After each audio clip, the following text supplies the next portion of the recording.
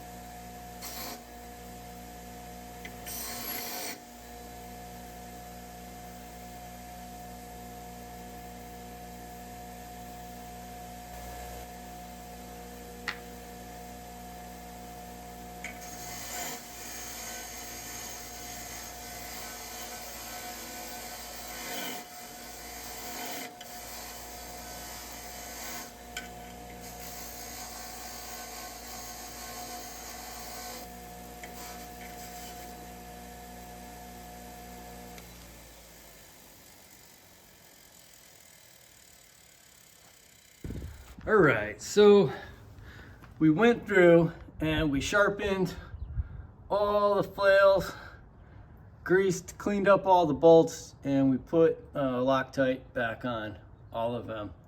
So it looks pretty good to me.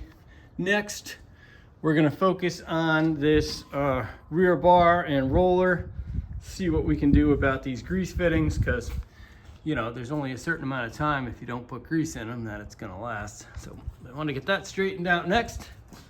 Let's work on that. So we are pretty much done on the bottom side here. We've got everything tightened up. We got this guard, good spot. The only thing that we were not able to do was to fix this grease fitting because we can't drill through. We couldn't get whatever was in there out, and the only other way to do it would be to put it on a drill press. So I don't know, for the time being we're just gonna have to leave it as is because we don't have another one. I don't know if you can actually just replace this bearing, but you know, other than that, that's pretty much the only bad design that I've seen on this thing so far. We came over here, we took the cover off for the belt. There's 3 really heavy duty belts on here. There is no tensioner to tighten the belts, so they just, I guess you put them on and they're just the correct size, but we eyeballed them real good.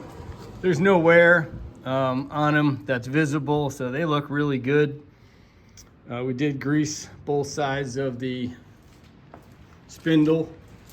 So now we're going to bring it down and we're going to change the oil in the gearbox, and we will grease both ends of our drive shaft. All right, so now we have the drive shaft off, some grease fittings in here. One here, this one usually has 2 on the back, one that'll go in the shaft, one that will go in there. So make sure you get those greased. And then here is the center part where you're going to fill and drain the oil. So it's a self-leveling thing. So there's a bolt right here on the bottom. Let me get over here, sorry. There's the drain right there on the bottom, and this is the fill. So basically you just take them both out. This is the oil's gonna drain out. Then you're gonna put this one back in, and then you'll fill it until it levels over here. And that's how that works, kind of like a differential. Exactly like a differential actually, but let's get that done. So there would probably be about 10 better ways to drain the oil out of this thing, not making a mess, but I don't know, I wasn't that creative today, so I just tilted the machine and I let it run down into a bucket. So I will have to wipe that off, but you know what? It's a flail mower. It's not the end of the world. Anyway, I'm gonna let that drain good because it's cold and the machine's not warm, so it's gonna take a little while for that 80-90 weight to drain. We're gonna let that drain out for a few, then we're gonna level it back out, put the bottom bolt back in, and we will refill it with gear oil, so we're good to go for our next job.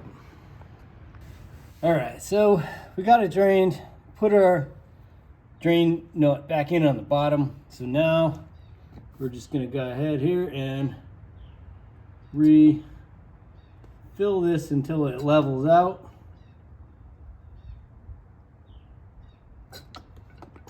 I don't even think it takes a whole quart. It's just like half a quart. Should